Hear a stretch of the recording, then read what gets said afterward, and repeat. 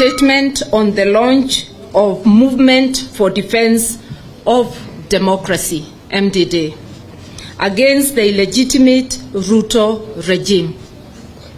The election of 2022 handed our country an illegitimate regime that is heartless, reckless, and dictatorial. Kenya Kwanza regime is dangerous for our democracy.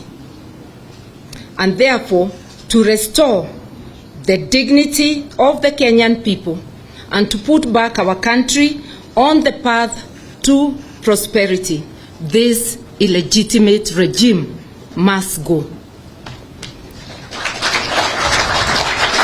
Immediately, the Kenya Kwanza regime illegally forced itself upon the people of Kenya. It embarked on measures whose effect has been to make the cost of basic commodities and services unaffordable to a great segment of our population. This illegitimate regime heartlessly removed subsidies to food, unga, electricity, petrol, diesel, and paraffin, thereby increasing the bus fares, removed subsidies to school fees, and has made life unbearable to a majority of Kenyans. Ruto has instead launched a massive propaganda campaign against the subsidies program that was meant to secure the lives of millions of Kenyans from the harsh economic realities. This is happening at a time when virtually every nation on earth has unveiled interventions to shield their citizens from the vagaries of economic decline. Fellow Kenyans, 2 weeks ago, on the 22nd day of February this year, we gathered at the Jivanji Gardens and gave the illegitimate Kenya Kwanza regime a 14-day ultimatum to remove all these cruel policies, and failure to which Kenyans would take transformative actions.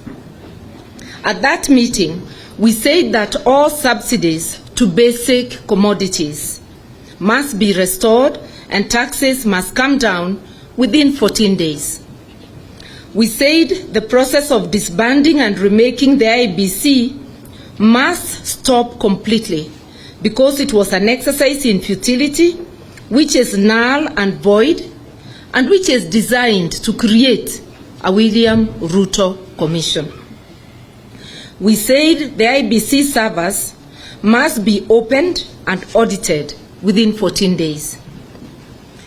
We said that if these demands are not met, we would lead Kenyans to launch a movement for the defense of our democracy in a campaign of mass action and civil disobedience, whose aim is to restore people's power, choices, and sovereignty in terms of who governs them and how. Those 14 days elapsed at midnight, with Kenya Kwanza having done absolutely nothing.